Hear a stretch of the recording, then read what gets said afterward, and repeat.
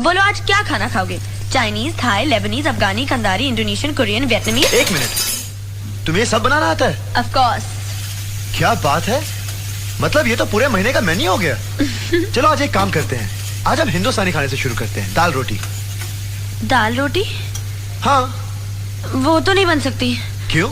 घर में सब कुछ तो है। इसमें लिखा नहीं है ना। मतलब तुम इसमें से पढ़ के बनाने वाली थी? हाँ। मतलब तुम्हें कुछ नहीं आता? आता है ना, चाय बनाना, बॉइल्ड अंडे बनाना, पापड़ सेकना। तो तुम्हारे घर में कौन बनाता था?